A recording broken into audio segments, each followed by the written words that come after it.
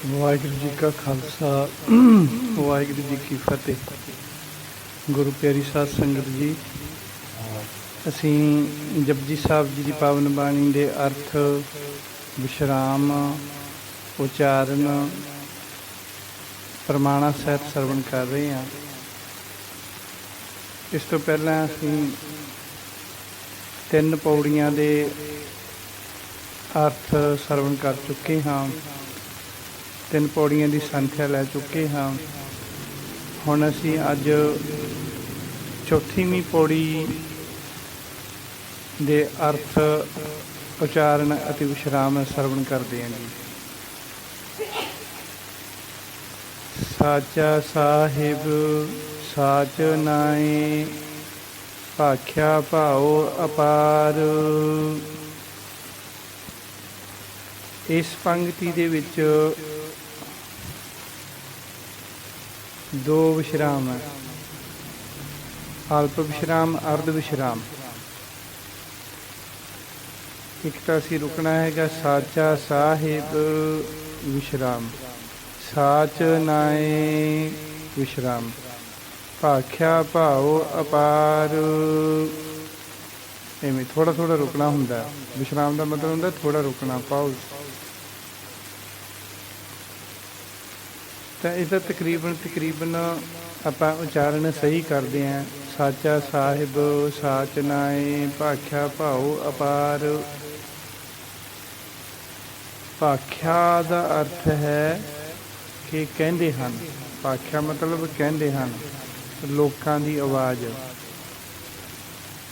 ਜਾਂ ਮੂੰਹੋਂ ਮੂੰਹੀ ਲੋਕ ਆਖਦੇ ਹਨ, ਉਹਨੂੰ ਭਾਖਿਆ ਕਹਿੰਦੇ, ਵੀ ਜਿਹੜੀ ਸੁਣੀ ਜਾਵੇ ਲੋਕਾਂ ਦੇ ਮੂੰਹਾਂ ਦੇ ਵਿੱਚੋਂ। ਲੋਕ ਕੀ ਕਹਿੰਦੇ ਹਨ, ਲੋਕਾਂ ਦੀ ਕੀ ਆਵਾਜ਼ ਹੈ। ਅੱਗੇ ਤੋਂ ਅੱਗੇ ਜਦੋਂ ਗੱਲ ਪਹੁੰਚਦੀ ਉਹਨੂੰ ਭਾਖਿਆ ਵੀ, ਉਸ ਨੂੰ ਵੀ ਭਾਖਿਆ ਕਹਿੰਦੇ ਆ। ਸੋ ਇਸ ਪੂਰੀ ਪੰਕਤੀ ਦਾ ਅਰਥ ਹੈ ਕਿ ਵਾਹਿਗੁਰੂ ਸੱਚਾ ਹੈ, ਉਸ ਦਾ ਨਾਮ ਵੀ ਸੱਚਾ ਹੈ। ਸਾਚਾ ਸਾਹਿਬ ਵਾਹਿਗੁਰੂ ਸੱਚਾ ਹੈ, ਸਾਚ ਨਾਏ, ਉਸ ਦਾ ਨਾਮ ਵੀ ਸੱਚਾ ਹੈ। ਨਾਮ ਜਪਣ ਵਾਲੇ ਸੱਚਿਆਰ ਤੇ ਸੱਚੇ ਪੁਰਸ਼ਾਂ ਨੇ ਉਸ ਨੂੰ ਪਿਆਰ ਨਾਲ ਬੇਅੰਤ ਕਹਿ ਕੇ ਜਪਿਆ ਹੈ। ਅਪਾਰ ਦਾ ਮਤਲਬ ਹੋ ਗਿਆ ਬੇਅੰਤ। ਇਹ ਸਾਰੇ ਆਪਣੇ ਮੂੰਹੋਂ ਆਖਦੇ ਹਨ, ਜਪਦੇ ਹਨ ਸੰਤ ਜਨ, ਗੁਰਮੁਖ ਜਨ, ਨਿਤਨੇਮੀ ਪੁਰਸ਼। ਇਸ ਤਰ੍ਹਾਂ ਭਾਖਿਆ ਦਾ ਅਰਥ ਹੈ ਕਹਿੰਦੇ ਹਨ। ਭਾਖਿਆ means utters people's voice, mouth to mouth. Then ਆਖੇ ਮੰਗਹਿ ਦੇਹਿ ਦੇਹਿ, ਦਾਤ ਕਰੇ ਦਾਤਾਰ। ਆਖੇ ਮੰਗਹਿ ਦੇਹਿ ਦੇਹਿ, ਦਾਤ ਕਰੇ ਦਾਤਾਰ। ਇਸ ਦੇ ਹੁਣ ਆਖੇ ਮੰਗਹਿ ਵਿਸ਼ਰਾਮ, ਦੇਹਿ ਦੇਹਿ ਵਿਸ਼ਰਾਮ, ਦਾਤ ਕਰੇ ਦਾਤਾਰ। ਇਸ ਤਰ੍ਹਾਂ ਇਹਦੇ ਵਿੱਚ 2 ਵਿਸ਼ਰਾਮ ਹੈ, ਮੰਗਹਿ ਤੇ ਅਲਪ ਵਿਸ਼ਰਾਮ, ਦੇਹਿ ਦੇਹਿ ਤੇ ਅਰਧ ਵਿਸ਼ਰਾਮ। ਸੋ ਇਹਦਾ ਜਿਹੜਾ ਉਚਾਰਨ ਹੈ ਅਸੀਂ ਤਕਰੀਬਨ ਹੀ ਗਲਤ ਕਰਦੇ ਹਾਂ। ਆਪ ਜੀ ਨੇ ਬਹੁਤ ਸਾਰਿਆਂ ਨੂੰ ਸੁਣਿਆ ਹੋਇਆ, ਦਾਤਾਰ ਨੂੰ ਦਤਾਰ ਕਹਿੰਦੇ ਹਾਂ ਅਸੀਂ। ਅਤੇ ਫਿਰ ਜਿਹੜੀ ਪਹਿਲੀ ਲਾਈਨਾਂ ਹੈਗੀਆਂ, ਪਹਿਲੇ ਬੋਲਾਂਗੇ ਅਸੀਂ ਅੱਖ ਹੈ, ਮੰਗ ਹੈ, ਦੇਹਿ ਦੇਹਿ, ਕਿੰਨਾ ਰੋਂਗ ਹੋ ਜਾਂਦਾ। ਅੱਖ ਹੈ, ਮੰਗ ਹੈ, ਹਾਹਾ ਜੇ ਲਾ ਵੀ ਦਿੰਦੇ ਹਾਂ ਅਸੀਂ ਗਲਤੀ ਨਾਲ। ਪਹਿਲੀ ਗੱਲ ਤਾਂ ਲਾਉਂਦੇ ਹੀ ਨਹੀਂ। ਆਖੇ ਮੰਗੇ ਦੇ ਦੇ, ਆਖੇ ਮੰਗੇ ਦੇ ਕਹਿੰਦੇ ਹਾਂ ਅਸੀਂ। ਬਟ ਜੇ ਕੋਈ ਲਾਉਂਦਾ ਵੀ ਆ ਹਾਹਾ, ਤਾਂ ਫਿਰ ਅਸੀਂ ਉਹ ਵੀ ਰੋਂਗ ਕਰਕੇ ਲਾ ਦਿੰਦੇ ਹਾਂ। ਅੱਖ ਹੈ, ਮੰਗ ਹੈ, ਦੇਹਿ ਦੇਹਿ। ਦੇਖੋ, ਆਖੇ ਦੇ ਨਾਲ ਹਾਹੇ ਨੂੰ ਸਿਹਾਰੀ, ਜਿਹੜੀ ਮੰਗਹਿ ਦੇ ਨਾਲ ਹਾਹੇ ਨੂੰ ਸਿਹਾਰੀ ਹੈ, ਉੱਥੇ ਤਾਂ ਅਸੀਂ ਕਹਿ ਦਿੰਦੇ ਅੱਖ ਹੈ, ਮੰਗ ਹੈ। ਕਿਉਂ? ਦੇਹਿ ਦੇਹਿ, ਦੱਦੇ ਲਾਵਾਂ ਹਾਹੇ ਸਿਹਾਰੀ, ਦੱਦੇ ਲਾਵਾਂ ਹਾਹੇ ਸਿਹਾਰੀ, ਦੇਹਿ ਦੇਹਿ। ਇਸ ਨੂੰ ਤਾਂ ਅਸੀਂ ਬੋਲਾਂਗੇ ਦੇਹਿ ਦੇਹਿ, ਤੇ ਆਖੇ ਮੰਗੇ ਨੂੰ ਬੋਲਾਂਗੇ ਆਖ ਹੈ ਮੰਗ ਹੈ ਦੇਹ ਦੇਹ। ਕਿਉਂ ਇੱਥੇ ਜਾ ਕੇ ਕੋਈ ਅੱਖਰਾਂ 'ਚ ਹੋਰ ਅੱਖਰ ਆ ਜਾਂਦੇ ਆ ਜਾਂ ਕੋਈ ਹੋਰ ਮਾਤਰਾ ਬੋਲਦੀ ਹੈ? ਨਹੀਂ, ਰੋਂਗ ਉਚਾਰਨ ਕਰਦੇ ਆ। ਹਾਹੇ ਨੂੰ ਸਿਹਾਰੀ ਕਿਤੇ ਵੀ ਆਊਗੀ ਸਿਹਾਰੀ, ਭਾਵੇਂ ਈੜੀ ਨੂੰ ਲੱਗੇ ਭਾਵੇਂ ਹਾਹੇ ਨੂੰ ਲੱਗੇ, ਗੁਰਬਾਣੀ ਦੇ ਵਿੱਚ ਉਹ ਹੇ ਦੀ ਆਵਾਜ਼ ਦੇਊਗੀ, ਏ ਦੀ ਕੋਏ ਏ ਦੀ ਆਵਾਜ਼ ਦੇਊਗੀ, ਇੱਕ ਲਾਂ ਦੀ ਆਵਾਜ਼ ਦੇਊਗੀ। ਕਰੈਕਟ। ਸੋ ਦਾਤ ਕਰੇ ਦਾਤਾਰ ਐ ਨਹੀਂ ਬੋਲਣਾ, ਦਾਤ ਕਰੇ ਦਤਾਰ ਐਦਾਂ ਨਹੀਂ ਬੋਲਣਾ, ਦਾਤ ਕਰੇ ਦਾਤਾਰ ਇਸ ਤਰ੍ਹਾਂ ਉਚਾਰਨ ਕਰਨਾ। ਦਾਤਾਰ ਦੱਦੇ ਨੂੰ ਕੰਨਾ ਲੱਗਿਆ ਹੋਇਆ, ਦਾਤਾਰ। ਪੂਰੀ ਪੰਕਤੀ ਪੜ੍ਹੀਏ। ਆਖੇ ਮੰਗੇ ਦੇਹ ਦੇਹ, ਦਾਤ ਕਰੇ ਦਾਤਾਰ।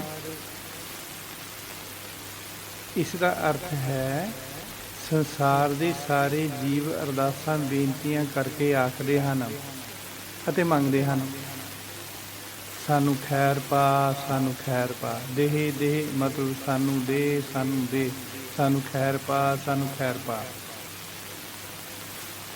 ਦਾਤ ਕਰੇ ਦਾਤਾ ਨਹੀਂ ਤਾਂ ਫਿਰ ਦਾਤਾ ਖੁਸ਼ ਹੋ ਕੇ ਬਖਸ਼ਿਸ਼ਾਂ ਦਿੰਦਾ।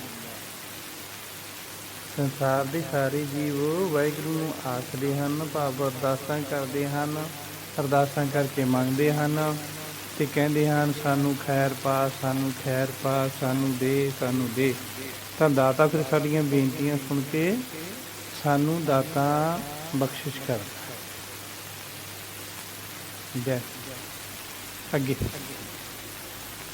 ਫਿਰ ਕਿ ਅੱਗੇ ਰੱਖੀ ਆ ਜਿਤ ਦਿਸੈ ਦਰਬਾਰ। ਓਕੇ, ਇੱਥੇ ਫੇਰ ਤੇ ਥੋੜ੍ਹਾ ਜਿਹਾ ਰੁਕਣਾ, ਫੇਰ ਤੇ ਵਿਸ਼ਰਾਮ ਲੱਗੂਗਾ, ਫਿਰ ਰੱਖੀਐ ਤੇ ਵਿਸ਼ਰਾਮ ਲੱਗੂਗਾ, ਦੋ ਵਿਸ਼ਰਾਮ ਹੈ।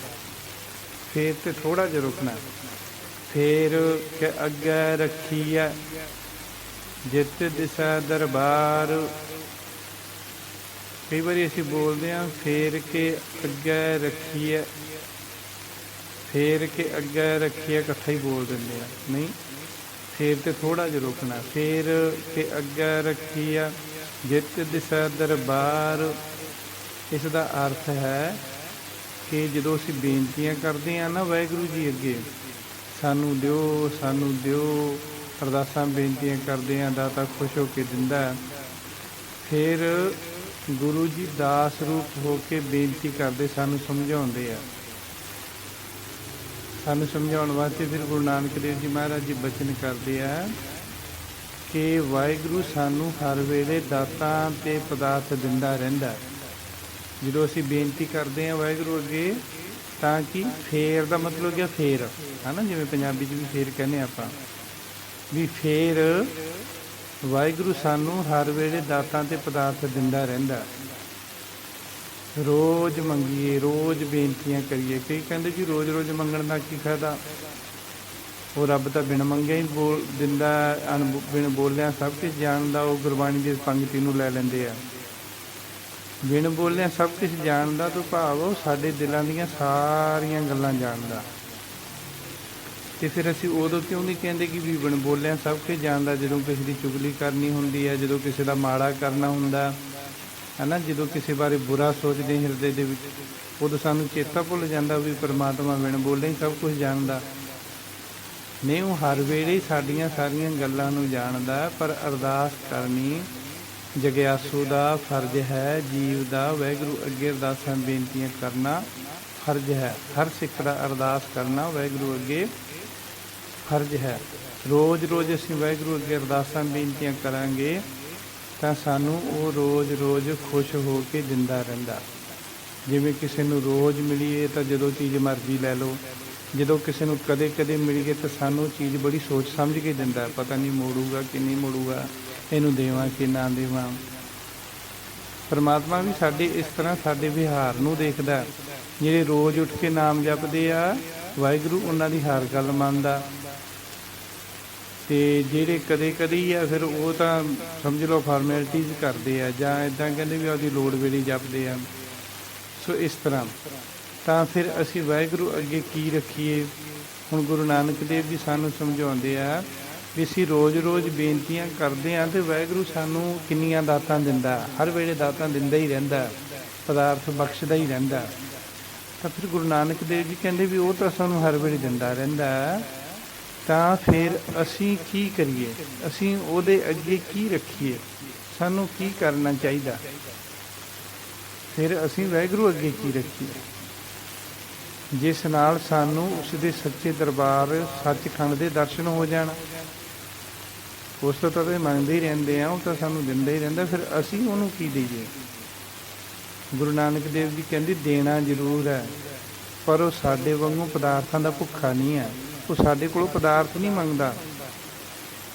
ਜਿਵੇਂ ਅਸੀਂ ਪਰਮਾਤਮਾ ਕੋਲੇ ਬਹੁਤ ਸਾਰੀਆਂ ਬਖਸ਼ਿਸ਼ਾਂ ਲੈ ਕੇ ਤੇ 10 ਰੁਪਏ ਦੀ, 100 ਰੁਪਏ ਦੀ, 500 ਦੀ ਪਰਚੀ ਕਟਾ ਕੇ ਕਹਿ ਦਿੰਦੇ ਹਾਂ ਅਸੀਂ ਦਾਨ ਦਿੱਤਾ, ਦਾਨ ਦਿੱਤਾ। ਉਹ ਜਿਹਦੇ ਕੋਲੋਂ ਅਸੀਂ ਦਾਨ ਲਿਆ ਉਹਨੂੰ ਅਸੀਂ ਦਾਨ ਕਿਵੇਂ ਦੇ ਸਕਦੇ ਹਾਂ? ਅਸੀਂ ਦਾਨੀ ਹੋ ਗਏ, ਦਾਨ ਦੇਣ ਵਾਲੇ, ਤੇ ਜਦੋਂ ਗੁਰੂ ਘਰ ਨੂੰ ਦਿੱਤਾ ਗੁਰੂ ਘਰ ਭਿਖਾਰੀ ਹੋ ਗਿਆ। ਇਹਦਾ ਮਤਲਬ ਤਾਂ ਇਹ ਹੋ ਗਿਆ, ਨਹੀਂ ਦਾਨ ਨਹੀਂ ਦਿੱਤਾ, ਅਸੀਂ ਆਪਣੀ ਦਸਵੰਧ ਦੇ ਵਿੱਚੋਂ, ਆਪਣੀ ਕਮਾਈ ਦੇ ਵਿੱਚੋਂ ਆਪਣੀ ਕਮਾਈ ਨੂੰ ਸਫਲ ਕੀਤਾ, ਇੱਦਾਂ ਕਹਿਣਾ ਚਾਹੀਦਾ। ਸੋ ਇਸ ਤਰ੍ਹਾਂ ਦੇ ਨਾਲ ਗੁਰੂ ਸਾਹਿਬ ਜੀ ਕਹਿੰਦੇ ਜੋ ਸਾਨੂੰ ਹਰ ਵੇਲੇ ਪਦਾਰਥ ਦਿੰਦਾ ਉਹ ਸਾਡੇ ਕੋਲੋਂ ਪਦਾਰਥ ਨਹੀਂ ਮੰਗਦਾ। ਸਾਨੂੰ ਉਹਦੇ ਅੱਗੇ ਕੀ ਰੱਖਣਾ ਚਾਹੀਦਾ? ਮੋਹ ਕੇ ਬੋਲਣ ਬੋਲੀਐ ਜਿਤ ਸੁਣ ਧਰੇ ਪਿਆਰ। ਗੁਰੂ ਸਾਹਿਬ ਜੀ ਕਹਿੰਦੇ ਜੋ ਪਰਮਾਤਮਾ ਭਾਈ ਉਹ ਸਾਡੇ ਕੋਲੋਂ ਪਦਾਰਥ ਨਹੀਂ ਮੰਗਦਾ, ਸਾਡੇ ਕੋਲੋਂ ਕੁਛ ਮੰਗਦਾ, ਤਾਂ ਅਸੀਂ ਫਿਰ ਉਹ ਕਿਹੜੇ ਮਿੱਠੇ ਬੋਲ ਬੋਲੀਏ। ਇੱਥੇ ਜਿਹੜੇ ਵਿਸ਼ਰਾਮ ਹੈ, ਮੋਹ 'ਤੇ ਵਿਸ਼ਰਾਮ ਆਊਗਾ, ਥੋੜ੍ਹਾ ਜਿਹਾ ਰੁਕਣਾ ਹੈ। ਜਿਵੇਂ ਅਸੀਂ ਫੇਰ 'ਤੇ ਰੁਕੇ ਸੀ ਨਾ, ਥੋੜ੍ਹਾ ਜਿਹਾ, ਜਿਵੇਂ ਫੇਰ ਕਿ ਅੱਗੇ ਰੱਖੀ ਹੈ, ਇਵੇਂ ਬੋਲਣਾ।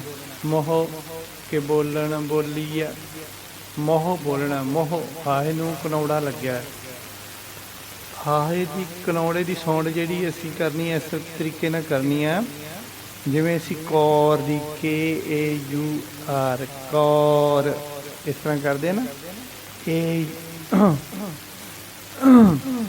KAUR, ਕੌਰ, AU ਦੀ ਸੌਂਡ ਦੇਣੀ। ਮੋਹ, ਮੋਹ ਕੇ ਬੋਲਣ ਬੋਲੀ ਆ, ਇੱਕ ਮੋਹ 'ਤੇ ਵਿਸ਼ਰਾਮ ਆਊਗਾ, ਇੱਕ ਬੋਲੀ ਆ 'ਤੇ ਵਿਸ਼ਰਾਮ ਆਊ, ਦੋ ਵਿਸ਼ਰਾਮ ਆ।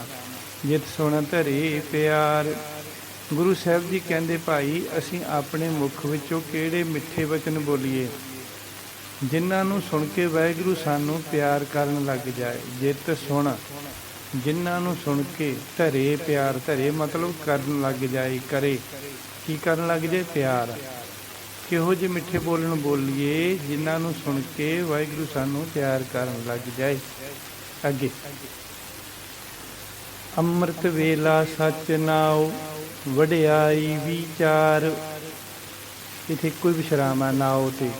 ਅੰਮ੍ਰਿਤ ਵੇਲਾ ਸੱਚ ਨਾਉ ਵਡਿਆਈ ਵਿਚਾਰ, ਕਰੈਕਟ। ਹੁਣ ਗੁਰੂ ਜੀ ਨੇ ਪਿਛਲੀਆਂ ਦੋ ਪੰਕਤੀਆਂ ਵਿੱਚ ਕਿਹਾ ਵੀ ਵਾਹਿਗੁਰੂ ਅੱਗੇ ਅਸੀਂ ਕੀ ਰੱਖੀਏ ਜਿਸ ਦੇ ਨਾਲ ਉਹਦੇ ਸੱਚਖੰਡ ਦੇ ਦਰਸ਼ਨ ਹੋ ਜਾਣ।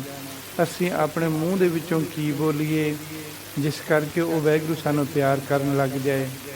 ਤੁਹਾਨੂੰ ਗੁਰੂ ਨਾਨਕ ਦੇਵ ਜੀ ਕਹਿੰਦੇ ਭਾਈ ਕੁਛ ਵੀ ਕਰਨ ਦੀ ਲੋੜ ਨਹੀਂ, ਕੀ ਕਰੋ ਬਸ ਸਿਰਫ ਓਨਲੀ ਅੰਮ੍ਰਿਤ ਵੇਲਾ ਸੱਚ ਨਾਉ। ਅੰਮ੍ਰਿਤ ਵੇਲੇ ਉੱਠ ਕੇ ਸੱਚੇ ਨਾਮ ਦੀਆਂ ਵਡਿਆਈਆਂ 'ਤੇ ਵਿਚਾਰ ਕਰੋ। ਹੁਣ ਗੁਰੂ ਜੀ ਉਪਦੇਸ਼ ਰੂਪ ਹੋ ਕੇ ਜਵਾਬ ਦਿੰਦੇ ਹਨ ਕਿ ਇਸ ਤਰ੍ਹਾਂ ਕਰੋ, ਅੰਮ੍ਰਿਤ ਵੇਲੇ ਉੱਠ ਕੇ ਸਤਿਨਾਮ ਜਪੋ ਅਤੇ ਉਸ ਦੇ ਦਿੱਤੇ ਹੋਏ ਸੁੱਖ ਅਤੇ ਬਖਸ਼ਿਸ਼ਾਂ ਦੀ, ਗੁਣਾਂ ਦੀ ਵਿਚਾਰ ਕਰਕੇ ਉਸ ਦਾ ਧੰਨਵਾਦ ਕਰੋ। ਠੀਕ ਹੈ ਜੀ। ਜਿਹੜਾ ਅੰਮ੍ਰਿਤ ਵੇਲਾ ਹੈਗਾ, ਅੰਮ੍ਰਿਤ ਵੇਲਾ ਰਾਤ ਦੇ 12 ਵਜੇ ਤੋਂ ਲੈ ਕੇ 4 ਵਜੇ ਤੱਕ ਮੰਨਿਆ ਜਾਂਦਾ ਅਤੇ 6 ਵਜੇ ਤੱਕ ਵੀ ਮੰਨਿਆ ਜਾਂਦਾ। ਡੇਢ ਪੈਰ ਰਾਤ ਰਹਿੰਦੀ ਤੋਂ ਭਾਵ ਰਾਤ ਦੇ 1:30 ਤੋਂ ਵੀ ਅੰਮ੍ਰਿਤ ਵੇਲੇ ਦੀ ਸ਼ੁਰੂਆਤ ਹੁੰਦੀ ਆ। ਇਸ ਨੂੰ ਹਿੰਦੂ ਮਤ ਦੇ ਵਿੱਚ ਬ੍ਰਹਮ ਮਹੂਰਤ ਕਹਿੰਦੇ ਆ। ਅਸੀਂ ਅੰਮ੍ਰਿਤ ਵੇਲਾ ਕਹਿੰਦੇ ਆ, ਉਹ ਕਹਿੰਦੇ ਬ੍ਰਹਮ ਮਹੂਰਤ। ਸਾਰੇ ਦੇਸ਼ਾਂ ਵਿੱਚ ਉਹਨਾਂ ਦੇ ਟਾਈਮ ਮੁਤਾਬਕ 12 ਵਜੇ ਹੀ ਅੰਮ੍ਰਿਤ ਵੇਲਾ ਸ਼ੁਰੂ ਹੁੰਦਾ ਜਾਂ ਡੇਢ ਪੈਰ ਰਾਤ ਰਹਿੰਦੀ ਅੰਮ੍ਰਿਤ ਵੇਲਾ ਸ਼ੁਰੂ ਹੁੰਦਾ। ਸੋ ਕਈ ਵਾਰੀ ਅਸੀਂ ਸੋਚ ਲੈਂਦੇ ਹਾਂ ਜਾਂ ਕਈ ਵਾਰੀ ਮੈਂ ਵੀ ਸੁਣਿਆ ਜਿਵੇਂ ਇੱਥੇ ਮਲੇਸ਼ੀਆ 'ਚ ਇੰਡੀਆ ਦੇ ਨਾਲ 2:30 ਵਜੇ ਦਾ 2.5 ਘੰਟਿਆਂ ਦਾ ਫਰਕ ਹੈ, ਤਾਂ ਇੱਥੇ 6-7 ਵਜੇ ਉੱਠ ਕੇ ਕਹਿਣਗੇ ਜੀ ਅੰਮ੍ਰਿਤ ਵੇਲੇ ਉੱਠੇ ਹਾਂ ਅਸੀਂ। ਅਤੇ ਕਈਆਂ ਨੂੰ ਕਿਹਾ, ਕਈ ਇਹਨੂੰ ਐਂ ਵੀ ਕਹਿੰਦੇ ਸੁਣਿਆ, ਕਹਿੰਦੇ ਕੋਈ ਨਹੀਂ 7 ਵਜੇ ਉੱਠ ਖੜਿਆ ਕਰੋ, ਇੰਡੀਆ 'ਚ ਤਾਂ ਉਦੋਂ ਅੰਮ੍ਰਿਤ ਵੇਲਾ ਹੀ ਹੁੰਦਾ। ਨਹੀਂ, ਜਿਹੜੀ ਕੰਟਰੀ ਦੇ ਵਿੱਚ ਅਸੀਂ ਰਹਿੰਦੇ ਹਾਂ ਉਸ ਕੰਟਰੀ ਦੇ ਮੁਤਾਬਕ ਹੀ ਸਾਡਾ ਅੰਮ੍ਰਿਤ ਵੇਲਾ ਹੋਊਗਾ। ਇਹ ਨਹੀਂ ਵੀ ਅਸੀਂ ਮਲੇਸ਼ੀਆ, ਕੈਨੇਡਾ, ਅਮਰੀਕਾ ਦੇ ਵਿੱਚ ਰਹਿੰਦੇ ਹਾਂ ਅਤੇ ਕਾਊਂਟਿੰਗ ਅਸੀਂ ਇੰਡੀਆ ਦੇ ਅੰਮ੍ਰਿਤ ਵੇਲੇ ਦੀ ਕਰੀਏ, ਹਿਸਾਬ ਅਸੀਂ ਉਸ ਹਿਸਾਬ ਨਾਲ ਉੱਠੀਏ। ਆਪਣੀ ਮਰਜ਼ੀ ਨਾਲ ਨਹੀਂ ਹਿਸਾਬ ਲਾਈਦਾ ਹੁੰਦਾ। ਜਦੋਂ ਅਸੀਂ ਮਲੇਸ਼ੀਆ ਦਾ, ਕੈਨੇਡਾ ਦਾ, ਅਮਰੀਕਾ ਦਾ ਖਾਂਦੇ ਹਾਂ, ਇੱਥੇ ਰਹਿੰਦੇ ਹਾਂ, ਇੱਥੇ ਸੌਂਦੇ ਹਾਂ, ਤਾਂ ਸਾਨੂੰ ਇੱਥੋਂ ਦੇ ਹਿਸਾਬ ਦੇ ਨਾਲ ਹੀ ਚੱਲਦੇ ਹਾਂ, ਉਸੇ ਮੁਤਾਬਕ ਅੰਮ੍ਰਿਤ ਵੇਲਾ ਮੰਨ ਲੈਣਾ ਚਾਹੀਦਾ। ਖਾਣਾ ਵੀ ਇੱਥੋਂ ਦਾ, ਰਹਿਣਾ ਵੀ ਇੱਥੇ, ਸਾਰਾ ਸੁਬਾਹ ਸ਼ਾਮ ਦਾ ਟਾਈਮ ਵੀ ਇੱਥੋਂ ਦੇ ਹਿਸਾਬ ਨਾਲ ਚੱਲਣਾ, ਦਫ਼ਤਰ ਵੀ ਇੱਥੋਂ ਦੇ ਹਿਸਾਬ ਨਾਲ ਜਾਣਾ, ਘਰੇ ਵੀ ਇੱਥੋਂ ਦੇ ਹਿਸਾਬ ਨਾਲ ਆਉਣਾ। ਅੰਮ੍ਰਿਤ ਵੇਲਾ ਇੰਡੀਆ ਦੇ ਹਿਸਾਬ ਨਾਲ ਬੜੇ ਵਾਹ ਵੀ ਵਾਹ। ਨਹੀਂ, ਆਪਣੀ ਆਪਣੀ ਕੰਟਰੀ ਦੇ ਮੁਤਾਬਕ ਅੰਮ੍ਰਿਤ ਵੇਲਾ ਮੰਨੋ। 1:30 ਪਹਿਰ ਰਾਤ ਰਹਿੰਦੀ ਜਾਂ 12 ਵਜੇ ਜਾਂ 4 ਵਜੇ ਉੱਠ ਕੇ ਇਸ਼ਨਾਨ ਪਾਣੀ ਕਰਕੇ, 5 ਵਜੇ ਉੱਠ ਕੇ ਇਸ਼ਨਾਨ ਪਾਣੀ ਕਰਕੇ ਬਾਣੀ ਦਾ ਨਿਤਨੇਮ ਕਰੋ। ਜੈਨ ਕਰਮੀ ਆਵੈ ਕੱਪੜਾ ਨਦਰੀ ਮੁਖ ਦੁਆਰ। ਸਤਿਗੁਰੂ ਨਾਨਕ ਦੇਵ ਜੀ ਮਹਾਰਾਜ ਜੀ ਬਚਨ ਕਰਦੇ ਹਨ, ਇਸ ਪੰਕਤੀ ਦੇ ਵਿੱਚ ਕੋਈ ਵਿਸ਼ਰਾਮ ਹੈ, ਕੱਪੜਾ ਤੇ ਅਰਧ ਵਿਸ਼ਰਾਮ ਆਊਗਾ। ਕਰਮੀ ਆਵੈ ਕੱਪੜਾ ਨਦਰੀ ਮੁਖ ਦੁਆਰ। ਇਸ ਪੰਕਤੀ ਦਾ ਅਰਥ ਹੈ, ਗੁਰੂ ਸਾਹਿਬ ਜੀ ਬਚਨ ਕਰਦੇ ਹਨ, ਚੰਗੇ ਕਰਮਾਂ ਕਰਕੇ ਜੀਵ ਨੂੰ ਮਨੁੱਖਾ ਰੂਪੀ ਕੱਪੜਾ, ਸਰੀਰ ਰੂਪੀ ਕੱਪੜਾ ਮਿਲਿਆ। ਕਰਮੀ ਆਵੈ ਕੱਪੜਾ, ਕਰਮੀ ਮਤਲਬ ਕਰਮ, ਆਵੈ ਦਾ ਮਤਲਬ ਹੋ ਗਿਆ ਮਿਲਿਆ, ਕੱਪੜਾ ਮਤਲਬ ਸਰੀਰ। ਚੰਗੇ ਕਰਮਾਂ ਕਰਕੇ ਜੀਵ ਨੂੰ ਮਨੁੱਖਾ ਰੂਪੀ ਸਰੀਰ ਕੱਪੜਾ ਮਿਲਿਆ। ਨਦਰੀ ਮੁਖ ਦੁਆਰ। ਹੁਣ ਵਾਹਿਗੁਰੂ ਦਾ ਨਾਮ ਜਪੀਏ ਤਾਂ ਕਿ ਵਾਹਿਗੁਰੂ ਦੀ ਮਿਹਰ ਵਾਲੀ ਨਿਗਾਹ ਨਾਲ ਮੁਕਤੀ ਦਾ ਦਰਵਾਜ਼ਾ ਮਿਲ ਜਾਏ। ਨਦਰੀ ਮੁਖ ਦੁਆਰ। ਨਦਰੀ ਦਾ ਮਤਲਬ ਮਿਹਰ ਦੀ ਨਜ਼ਰ, ਮੁਖ ਮਤਲਬ ਮੁਕਤੀ, ਦੁਆਰ ਮੀਨਸ ਦਰਵਾਜ਼ਾ। ਸਾਨੂੰ ਵਾਹਿਗੁਰੂ ਦੀ ਮਿਹਰ ਵਾਲੀ ਨਿਗਾਹ ਦੇ ਨਾਲ ਮੁਕਤੀ ਦਾ ਦਰਵਾਜ਼ਾ ਮਿਲ ਜਾਏ। ਸਾਨੂੰ ਵਾਹਿਗੁਰੂ ਦਾ ਨਾਮ ਜਪਣਾ ਚਾਹੀਦਾ। ਚੰਗੇ ਕਰਮਾਂ ਕਰਕੇ ਸਾਨੂੰ ਮਨੁੱਖਾ ਰੂਪੀ ਸਰੀਰ ਮਿਲਿਆ। ਓਕੇ, ਸਰੀਰ ਰੂਪੀ ਕੱਪੜਾ ਮਿਲਿਆ। ਦੈਨ ਨਾਨਕ ਇਹ ਵੈ ਜਾਣੀਐ ਸਭ ਆਪੇ ਸਚਿਆਰ। ਇੱਥੇ 2 ਵਿਸ਼ਰਾਮ ਹੈ, ਨਾਨਕ ਤੇ ਥੋੜ੍ਹਾ ਜਿਹਾ ਰੁਕਣਾ, ਅਲਪ ਵਿਸ਼ਰਾਮ। ਜਾਣੀਐ ਤੇ ਅਰਧ ਵਿਸ਼ਰਾਮ। ਨਾਨਕ ਏਵੈ ਜਾਣੀਐ ਸਭ ਆਪੇ ਸਚਿਆਰ। ਜਾਣੀਐ ਨਾਨਕ ਏਵੈ ਜਾਣੀਐ ਸਭ ਆਪੇ ਸਚਿਆਰ। ਇਹ ਨਾਨਕ ਤੇ ਤਾਂ ਰੁਕਣਾ ਵੀ ਗੁਰੂ ਨਾਨਕ ਦੇਵ ਜੀ ਕਹਿੰਦੇ ਹਨ। ਗੁਰੂ ਨਾਨਕ ਦੇਵ ਜੀ ਕਹਿੰਦੇ ਹਨ, ਹੇ ਭਾਈ ਇਸ ਤਰ੍ਹਾਂ ਸਮਝ ਲਵੋ। ਏਵੈ ਜਾਣੀਆਂ ਭਾਵ ਇਸ ਤਰ੍ਹਾਂ ਸਮਝ ਲਵੋ ਕਿ ਪੂਰਨ ਪਰਮੇਸ਼ਰ ਸਭ ਕੁਝ ਆਪਣੇ ਆਪ ਤੋਂ ਹੈ। ਉਹ ਸੱਚਾ ਅਤੇ ਸਾਰੀ ਸਮਝ ਰੱਖਣ ਵਾਲਾ ਹੈ। ਸਭ ਆਪੇ ਸਚਿਆਰ। ਉਹ ਸਭ ਕੁਝ ਆਪਣੇ ਆਪ ਤੋਂ ਹੈ ਅਤੇ ਉਹ ਸੱਚਾ ਅਤੇ ਸਾਰੀ ਸਮਝ ਰੱਖਣ ਵਾਲਾ ਹੈ। ਇੱਥੋਂ ਤੱਕ ਆਪਾਂ ਜਪਜੀ ਸਾਹਿਬ ਜੀ ਦੀ, ਹੁਣ ਆਪਾਂ ਜਪਜੀ ਸਾਹਿਬ ਜੀ ਦੀ ਚੌਥੀ ਪੌੜੀ ਦੇ ਅਰਥ, ਉਚਾਰਨ, ਵਿਸ਼ਰਾਮ ਸਰਵਣ ਕੀਤੇ ਆ। ਇਸ ਤੋਂ ਅੱਗੇ ਆਪਾਂ ਅਗਲੇ ਪਾਠ ਦੇ ਵਿੱਚ ਸਰਵਣ ਕਰਾਂਗੇ ਜੀ। ਵਾਹਿਗੁਰੂ ਜੀ ਕਾ ਖਾਲਸਾ, ਵਾਹਿਗੁਰੂ ਜੀ ਕੀ ਫਤਿਹ। ਰਿਦ ਕਰ ਪਰਗਾਸ, ਰਿਦ ਕਰ ਪਰਗਾਸ।